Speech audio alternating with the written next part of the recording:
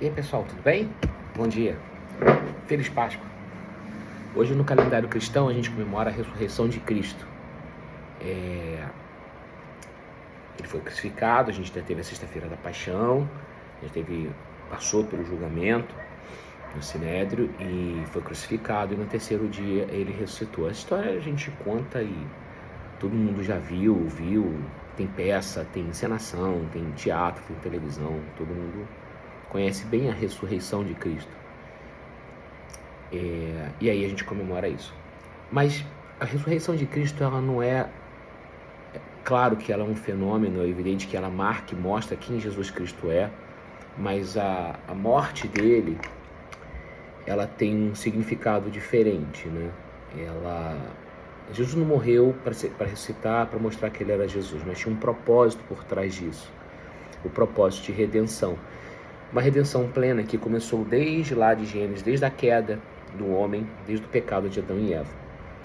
E a origem da Páscoa, ela também começa lá atrás. Vamos dar uma lidinha sobre a origem da Páscoa, sobre o que aconteceu ali em Gênesis, e a gente vai voltar para o que a gente está comemorando hoje. Vamos ver se a gente consegue dividir isso aí em 6, 7 minutos. Espero que você tenha paciência, peço em Deus que você tenha. Gênesis 12, vai ser de 1 a 15, mais ou menos. O Senhor disse a Moisés e a Arão no Egito: Este deverá ser o primeiro mês do ano para vocês. Digam a toda a comunidade de Israel que no 10º dia deste mês, todo homem deverá separar um cordeiro ou um cabrito para sua família, um para cada casa. Se uma família for pequena demais para um animal inteiro, deve dividi-la com seu vizinho mais próximo, conforme o número de pessoas e conforme o que cada um puder comer. O animal escolhido será macho, de 1 ano, sem defeito, e pode ser cordeiro ou cabrito.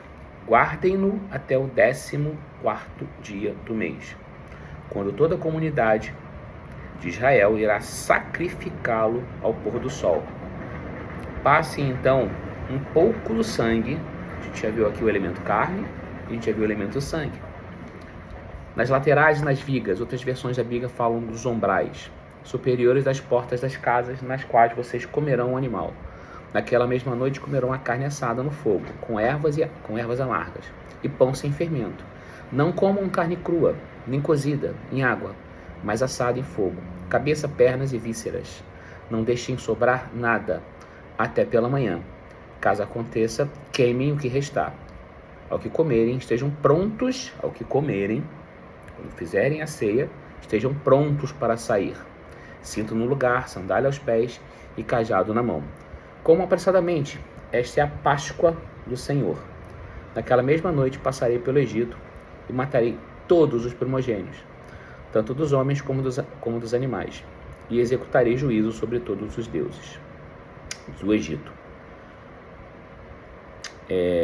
O sangue será um sinal para indicar as casas em que vocês estiverem. Quando eu vir o sangue, passarei adiante.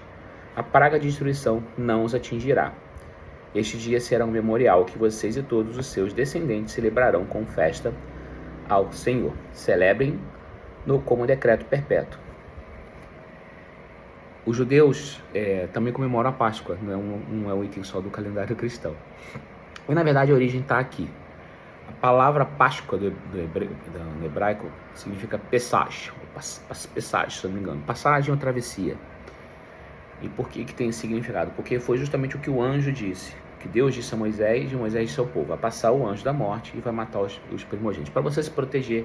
Isso aqui são as 10 pragas do Egito. Essa aqui é a última praga que assolou Israel e que assolou o Egito, e que fez com que o faraó finalmente libertasse o povo. Tanto é que Deus já dá a instrução: estejam prontos para sair, e sai rápido, sem olhar para trás, porque ele já sabia que o faraó ia se arrepender da decisão dele, como se arrependeu. Passagem: ele passou e matou os primogênitos, carregou os primogênitos, e isso causou a libertação do povo do Egito, do cativeiro a libertação do povo de Israel do cativeiro egípcio. Então, esse simbolismo da Páscoa representa a liberdade. a libertação do cativeiro. Então o povo foi liberto a partir desse movimento, desse momento. E aí Deus determina que isso seja feito em memória dele. Anos depois, os mesmos elementos aparecem e a gente celebra a Páscoa também. A Páscoa para a gente não tem um significado diferente, ela também representa a libertação. Só que nosso cativeiro agora é outro. Nosso cativeiro não é mais um povo subjugando a gente. São potestades, é o mal, é o pecado. Sobretudo o pecado que nos assola. E aí, só uma observação. O sacrifício do animal, ele tinha um ato de graça, de misericórdia por Deus, porque pelos nossos pecados a gente tem que morrer. E para que a gente não morresse, Deus permitia o sacrifício de um animal em nosso lugar, pela expiação dos nossos pecados. Isso se repete, vai se repetindo ao longo da história, até a chegada do Cordeiro Perfeito, que é Jesus Cristo, que é o sacrifício perfeito. A partir dele, nenhum sacrifício mais é necessário, porque todo o sacrifício foi entregue na cruz.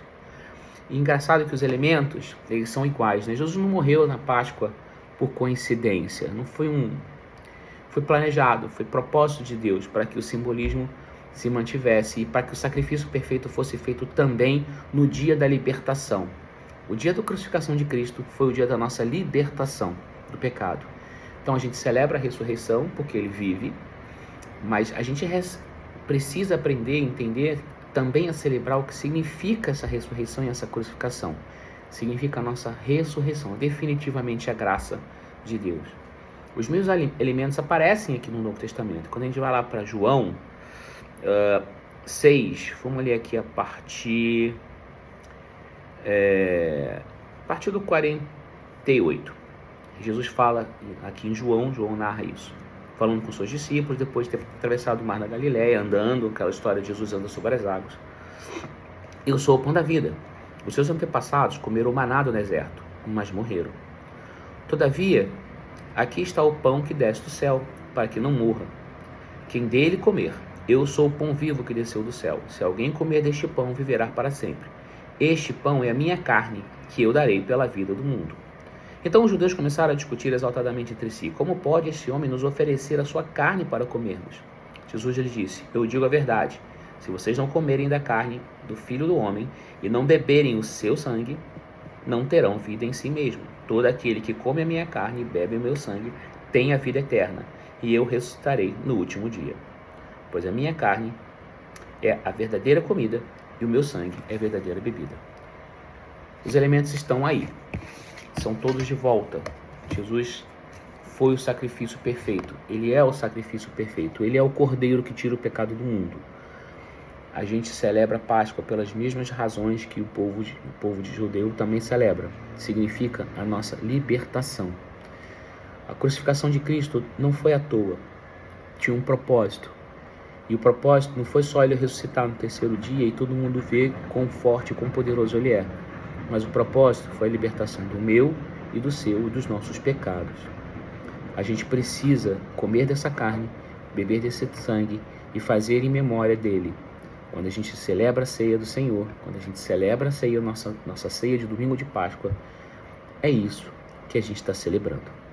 Bom dia e boa Páscoa, pessoal.